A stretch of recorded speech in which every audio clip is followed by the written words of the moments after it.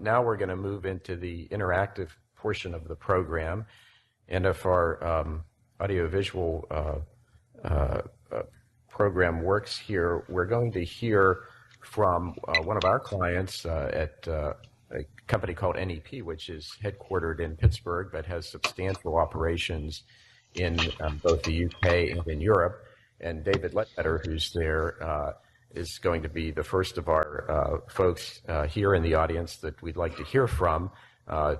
Those of you in the audience obviously come from the business world, different industry and business sectors. And we want to hear your comments and perspectives and issues, and also to pose questions to our panel of experts, maybe to get some extra degree of clarity or information that might help you in your day-to-day operations. So David, are you there? I think we can see you here in Pittsburgh. Can you see us? Hi there. Yes, I can see you. Can you hear me? Yes, absolutely. Excellent. Wow. Why don't you tell the audience who you are, tell them a little bit about your company and what issues you're facing as a result of Brexit. Sure, sounds good. Look, thanks very much, and thanks to Charles and Pierce and Chris. Those three very good presentations, very useful. So, yeah, my name's David Ledbetter. I'm the UK Head of Legal at NEP, which is a outside broadcasting, live event and media technology company in 24 countries in the world, headquartered in Pittsburgh. So I can talk briefly about, from a UK perspective, operationally, some of the issues that we're seeing and what we're doing in terms of preparation. So if I quickly run through those, and then maybe I've got a question at the end for the panel. I think Charles touched on the kind of four different freedoms, if you like, in terms of services, goods, people, and capital. I think the nature of our business is that we are probably dependent on all of those largely. We do a lot of our business in the EU. Certainly our live event business, about 45% of our business is in the EU. We provide goods and services. So obviously running through the kind of issues first that we're facing as a result of Brexit, we've got our right to provide services and whether or not in future we'll be treated as a third country by various member states where we currently enjoy the right to provide those services. We've got goods. We move expensive equipment across the border most days. I think at the moment I had a quick look at our check, and we've got trucks currently going through Europe for an event in Russia, some in Malta, some in Italy, and some in Monte Carlo. We obviously have an issue there potentially with physical delays at the border, but also with temporary import and export licenses, potentially again in a no-deal scenario being a kind of third-party country risk. We have the free movement of people or workers issue. Obviously those people have to travel across the EU to provide those services. And we have a number of our staff, much like Chris was saying, who are EU nationals. And then outside those, we've got issues such as, will driving licenses be valid in a no-deal scenario? What do we need to change in our contracts? And to the extent we do, does that create a competitive disadvantage if we're seeking, for example, to put force majeure clauses in our contract? Insurance, is our kit still insured? Do we have the correct cover there? And then, as you were touching on, kind of tax consequences. And a lot of those, really, in terms of moving on to preparation and what we do, can be split between the kind of short-term planning of a no-deal scenario. As you mentioned, this keeps slipping, and it's something that as we get closer to a no-deal, there's a kind of last-minute preparation. There's certain issues you can do to try and mitigate that. So, for example, as I mentioned, knowing where your people, where your equipment is, and making sure that the individuals, for example, have got sufficient time on their passports to get home in the event of a no-deal scenario. Making sure that your staff, who are EU nationals, have, where possible, applied for settled status. Making sure that your insurance arrangements are in place. Making sure that your driving licence is valid in the EU. But I think, and Chris put it quite well, a lot of the issues we face in the industry are really irreversible ones. So it's quite hard within the current uncertainty. And I think probably a lot of the elements of these presentations have been fairly similar for the last couple of years. No one's quite sure what's going to happen. And the decisions that you take to mitigate are relatively irreversible. So, for example, increasing the resource in terms of leases and warehouse space in the EU to service those clients, people in the EU, contracts being drawn from entities in the EU. A lot of these decisions are quite irreversible. So they're ones that you can't take without a good degree of certainty that they're necessary, which makes it very difficult, as I think the panel were touching on. There is only so much you can do for a no-deal scenario in terms of planning. You can be prepared, but a lot of the decisions that you'll find yourself considering are relatively irreversible. So I guess that's kind of operationally where we are at the UK. Again, sharing Chris's depression over here. And I guess the kind of question is, it looks, to the extent anyone can predict this, and I don't think anyone can, but it looks like there's a kind of increased possibility, and no more than that, but an increased possibility of a potential customs union.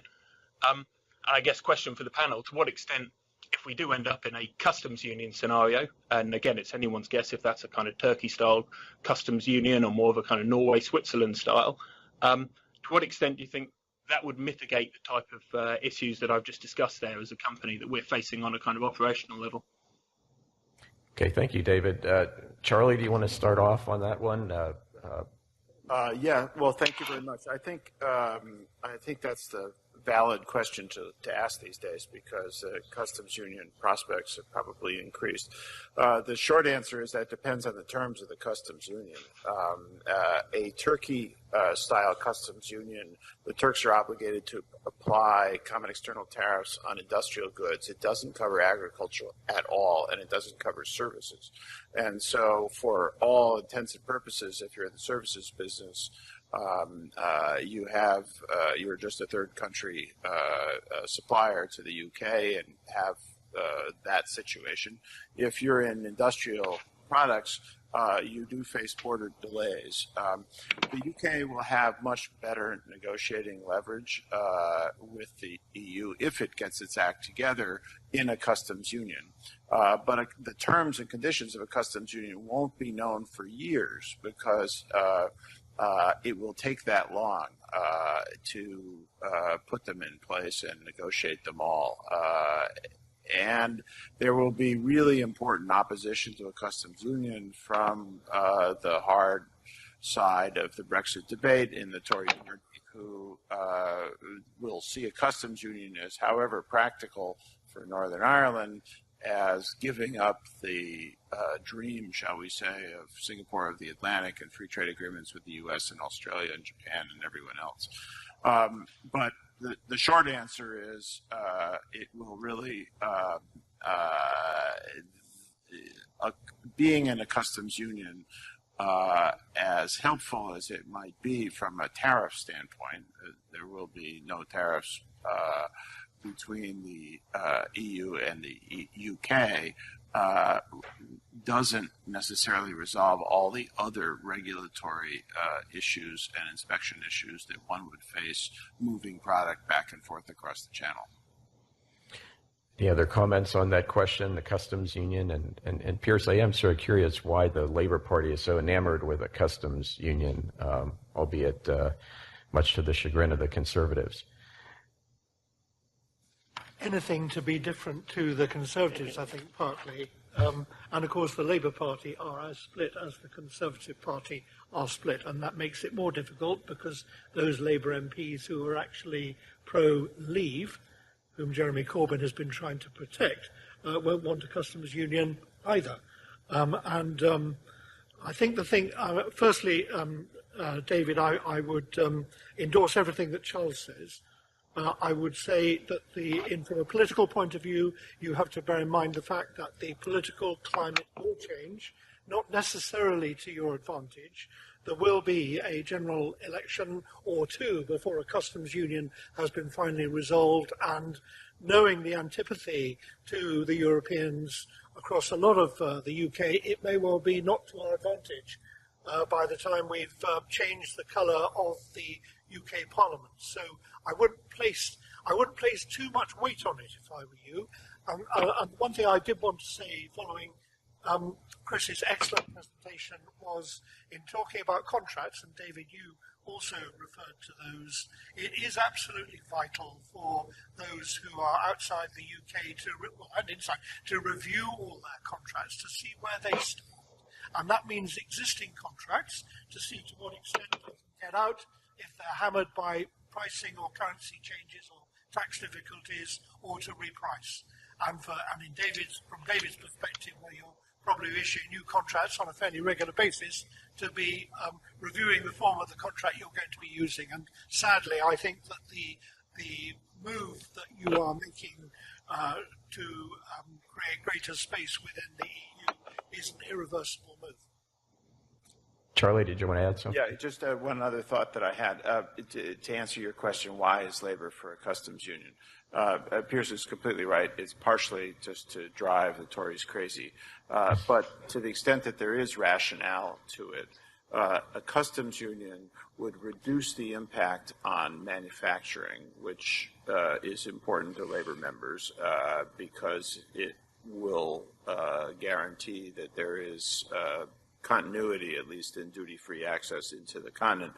But the customs union does not presuppose any free movement of labor. And for labor in Hull and in the Northeast, they are concerned about Romanians and Bulgarians and other EU member countries taking advantage of that free movement of labor. So it's kind of a middle ground, and it keeps the party together. From Corbyn's standpoint, it keeps the party together.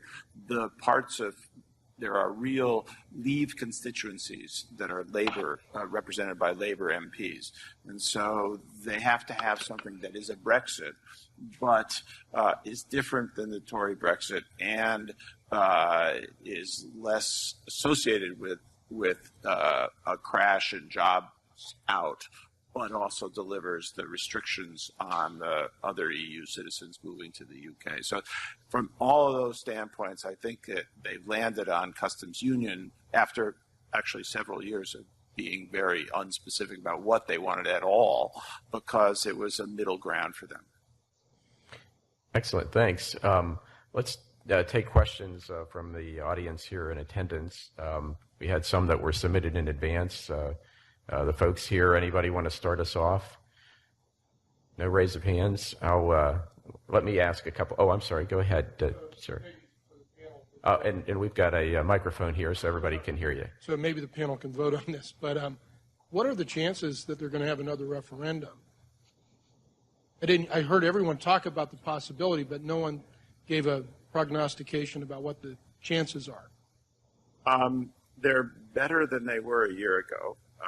The so-called People's Vote campaign has had its ups and downs, and it's certainly not at all a sure thing. But what Labor is saying in its negotiations with the Tories is that there should be a deal worked out, and it should be subjected to the public for a confirmatory vote.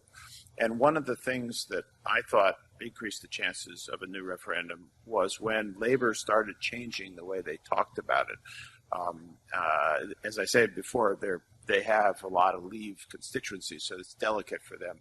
But they hit on this idea that if you do if a union does a contract with an employer, typically what happens is that the union authorizes or requests a renegotiation of the contract, or the contract expires, and they negotiate a new deal, and typically that deal is put to the vote to the membership for a vote.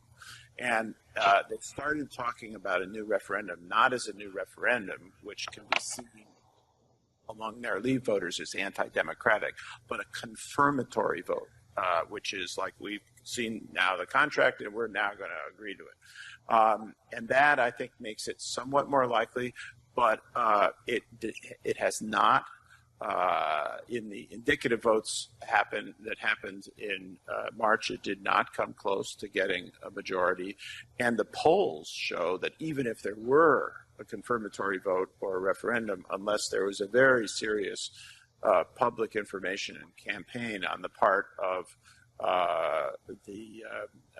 say, Remain of some fashion, it might lose. Strangely enough, given all the soap opera and all the difficulties that are clear with Brexit, the Leave proportion of the population hasn't changed a lot. Let me ask a follow-up question, because coincidentally, Tony Blair was on one of the American morning news shows and was asked by one of the American journalists, and maybe this is just American naivete, but is there anything that the European Union could do to change its rules, regulations, procedures that Britain finds so objectionable, or at least a majority of Britain residents find so objectionable, such that it could persuade a majority of those in the UK to vote in favor of remaining as part of the EU. Is that even a realistic scenario? I thought so. I'm sorry. Here's. Blair, of course, is known to be a very keen Remainer. Right. And therefore, he doesn't necessarily come at this from a balanced viewpoint. The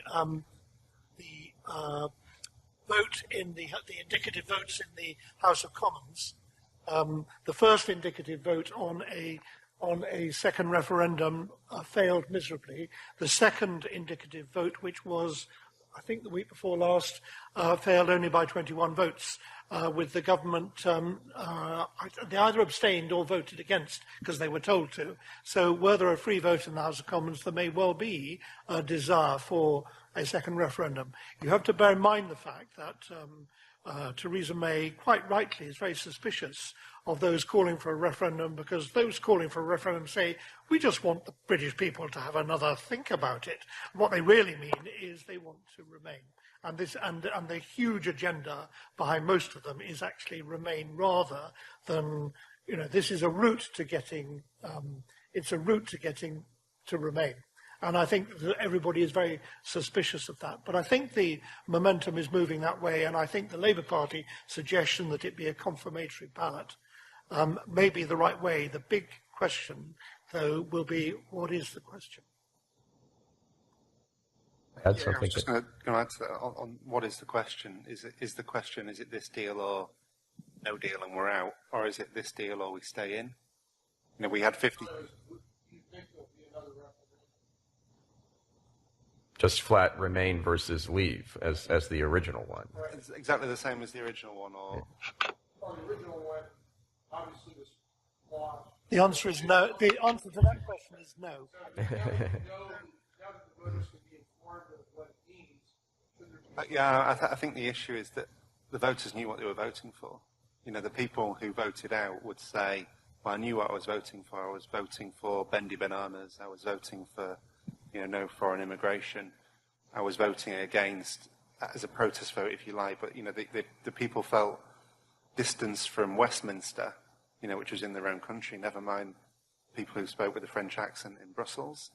They were a million miles away, and there was no direct line drawn between what they did and their economic prosperity.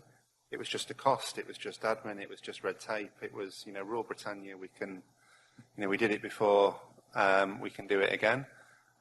So I don't think there will be another in-out referendum. But we'll see, without a change in leadership. Questions? Jean-Pierre Coulet, who is the representative, the honorary consul from the government of France here in Pittsburgh. So it'll be Sorry. Correct me if I'm wrong, but it's my understanding that there is a heavy, I should call, penalty agreed to pay by the UK to the European Union. And is that true? I think we are talking about something like $50 billion or something. Yes, it's 39 billion sterling, so it's about $50 billion. All right, and the European Union has already put that in their budget for 2020 or 21 or whenever. It's a little bit more complicated. Well, first of all, the settlement, the financial settlement, objectively is, first of all, the British complying with decisions that they've made in previous budgets to fund things forward. Some distribution of the pension obligations of employees that joined the EU over the past 50 years. And the UK was a member, and then the way they fund pensions on a current basis, so they have to fund them out to for as long as the former commission staffers live. And then there are assets. Some of the assets are loans that have been made to member states in Ukraine and other countries where the UK has a share of those assets, and so those are credited against debits, which might be obligations. So we promised the Romanians will build a highway, and that means you have to bear a share. So that the overall settlement They started at 60 billion euros, and the British knocked it down a little bit, but not very much. And as I mentioned at the outset, one of the things that Barnier insisted on was that part, the financial settlement, be resolved before there was any talk of a future relationship. And the British, because they'd already invoked Article 50 and were facing a deadline, just swallowed it and went ahead with it. It's 39 billion sterling, but it's paid as the obligations are accrued. So there's a 7 billion sterling payment that's due this quarter. I'm not sure exactly the date, but it's this quarter, and then there's another comparable payment sort of later in the year, and two in 2020. And then that's if the withdrawal agreement was put in place. But the withdrawal agreement wasn't put in place. The British haven't got an obligation to pay it. One of the early decisions the government's going to have to make is, so the Article 50 has been extended. They are still members. They still have the obligation, like other members, to pay currently the kinds of things that they pay, which, they rebate they have a lot of different payments that they make to Brussels and receive back, and those will continue unchanged from now until the end of October, or should continue unchanged now until the end of October. And as a technical matter, if the UK agrees to the withdrawal agreement in May, maybe, if suddenly Mrs. May can get a majority to vote for the deal, the actual details of the financial arrangements will have to be changed a little bit to cover the fact that was from March 29 forward, and they actually were members until that time. But that's a technical part. Thank you very much. I have a quick question, different. I have not heard much the word Scotland today. What happened to Scotland? Scotland is still there. Scotland voted, of course, to remain, and they're pretty cross about being ignored. They're also very concerned about their ability to have another referendum about independence. And then the question for them is, if that referendum is different to the previous one, whether or not they'll be allowed automatically back into the EU. I think the view there is that cannot happen because it will encourage other EU states who are at risk of splintering from going through the same exercise, and I don't think anybody wants to encourage that. But the answer to your question is Scotland is still there. They're just being ignored.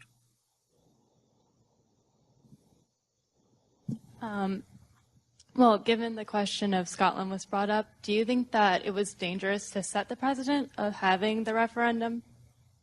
Because they did, set the precedent of having the referendum in Scotland. So do you think that potentially that could lead to another referendum to leave the UK?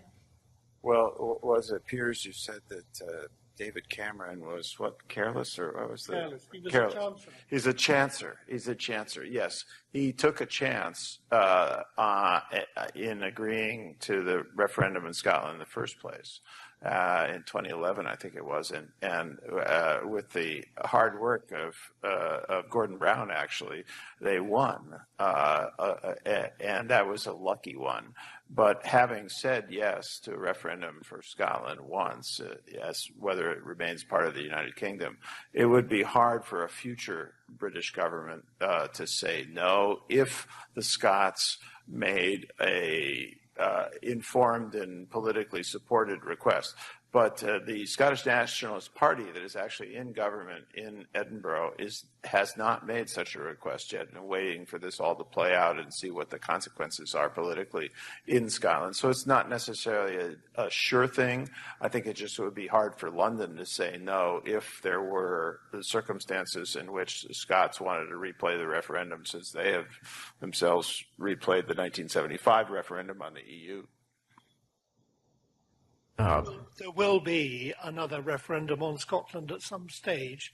I think that the Scottish Nationalist Party know that it will be their last throw of the dice. In other words, they can't have one in 2 years' time and then one another 5 years after that. They realise they've got to choose the best time. And so they're economically not strong at the moment. Oil has been a disaster. The Scottish banks have not done very well, so it's not a great time for them. And the Scottish nationalists themselves have peaked and are on the way down. So politically, it's difficult. But I'd have thought that now is not the right time. There will, I'm sure, be a chance for another one, but not quite yet. I would add that paradoxically, a no-deal scenario with a crash out, which would be the worst for the UK economy, would make it more likely that the Scots would have the political conditions that they might feel to go again to the well and try a referendum, because south of the border in England, things are really bad, gives them a good argument for why we should get back in the EU. But it'll be several years out. And I think And my understanding of getting back into the EU is that all of the other member states would have to agree. I think for Scotland to accede back on all accessions, it's unanimous. And you look at Spain, Spain would never agree because they'll lose Catalonia. Well, I mean, we know how much Scotland loves England historically, but would England even allow them to leave in the first place, or would that just be ignored as well? I think it'd be very difficult for a British Prime Minister to ignore a valid request for another referendum. I think politically that they would have to accept it. But I think the Scottish would need to consider, well, when is the right time, and actually what are we leaving for? Because if we leave the UK to join the EU, well, we probably won't be allowed in the EU, at least not immediately. So what is it we're sailing for that's better? I think the view from the EU is that they'd have to go to the back of the queue, and that may take a bit of time. The other thing to bear in mind about the last Scottish referendum was that 16-year-olds were allowed to vote, and that was hugely important to the Scots. And of course, if we have different rules for referendums between Scotland and the UK, it creates other issues, and I'm hoping that we will be a bit more attentive to what the rules are for referendums in the future. There's a question in the back. Yes, thank you. If they do go down the path of withdrawal agreement, what would be some of the key trade agreements the UK would need to negotiate, and what's the time frame for those negotiations? The first thing that the UK needs to do is, and actually Liam Fox, who's the minister in charge of international trade, promised blithely that he would have it in place. There are 40 free trade agreements that the EU has with other countries, Korea and Japan, Canada, countries like that. And their first priority would probably be to get those in place. And they, depending on the circumstances, if they were to agree to a withdrawal agreement with a view toward negotiating a customs union, it would be relatively easy. If they were negotiating as they have in the existing Theresa May deal, the political declaration envisions a free trade agreement as a future, despite the problems that has with Ireland. Partners, EU customs union partners, might be a little bit reluctant to roll over the customs union agreements with the UK on the basis of the terms that the EU has until they see what the EU's arrangements with the UK would be for kind of complicated rule of origin type reasons. So we'd have to see. I think politically, in the event that they do get a withdrawal agreement done, even though they will try and recreate all these free trade agreements, they will want to start a new one with the U.S. administration, largely because they think that the White House is very positive to it and that it could be a big success or early success in that environment, or at least the progress towards it could be an early success.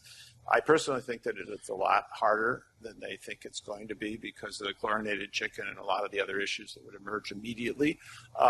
but I think that they will want to have that process in place. But as an economic matter, if they don't roll the 40 free trade agreements, they're going to suffer market access relative to their competitors in those other 40 markets, because they will immediately be discriminated. The one with the U.S.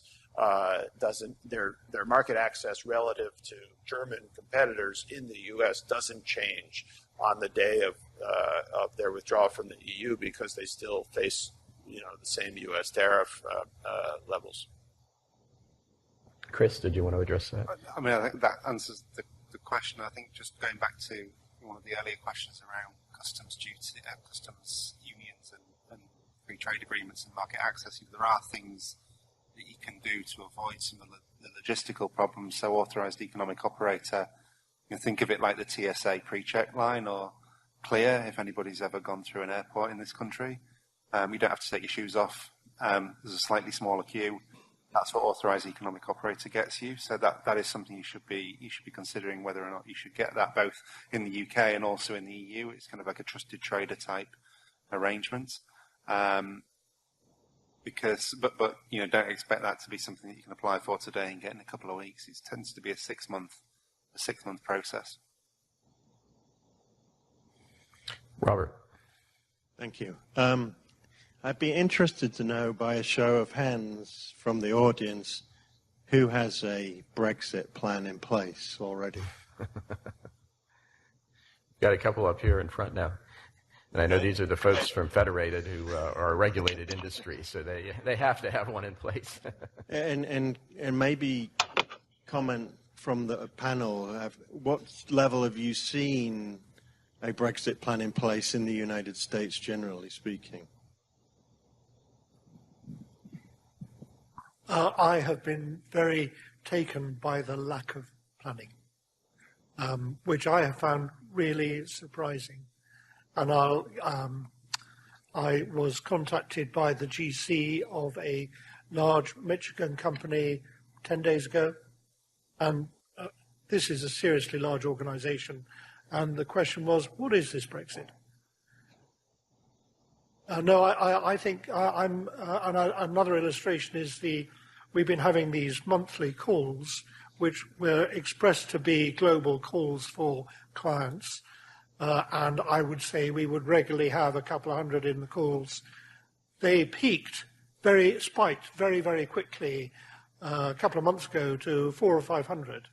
And virtually all of those taking part were from the US. So the very strong message I get from that is that it has really only hit the US consciousness this year. I would say, the RAND Corporation, in addition to research and analysis, is also a bit of a business. We're a nonprofit.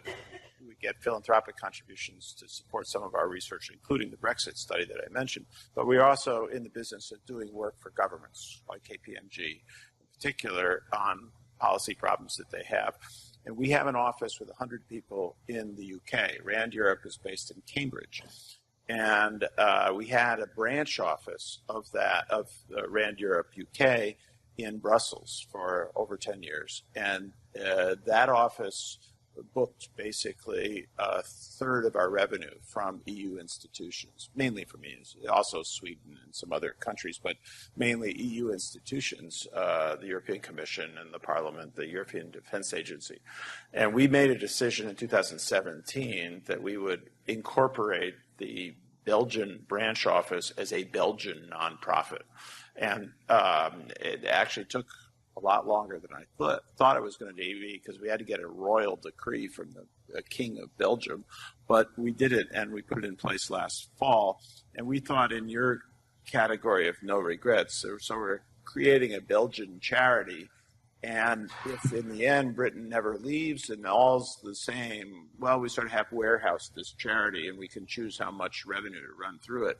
But it would be hard if we were starting now. We'd never have it in place by the end of October. I think just to kind of add, I think we tend to think of ourselves as the centre of the universe in Britain, as probably the Americans do, and so we have an overemphasis on our own importance, and that, you know, because it's a problem to us British, of course it's a problem to the rest of the world, and we forget that we're an island, a relatively small island off the coast of northwest Europe that doesn't really register on a lot of countries' radars. So I think that's the reason why it's not hit boards over here, because it's just seen as a British problem and it doesn't affect their businesses. I think what we've seen in the past, 6 months or so, as it's become clear that, there is a real danger of us crashing out, that it's gone up the board agenda. It's tended to be logistics and supply chain driven or tax driven. And I think what we're trying to get companies to think about is holistically, tax, finance, HR, operations, commercial, coming together to think about what is our Brexit plan, because you can't just have a plan that deals with the tariffs. You need to have a plan that deals with kind of everything. And that's starting to happen over here, but it's a bit slower. We have time for one more question, and there was one submitted in advance I'll just pose, and that is a comment was made that the European Union has a lot of very stringent and onerous regulations. You mentioned the REACH regulations for chemical companies.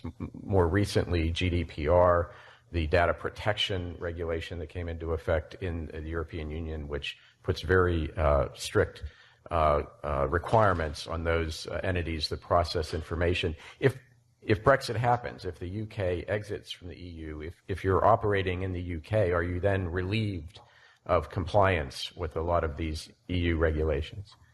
No. No.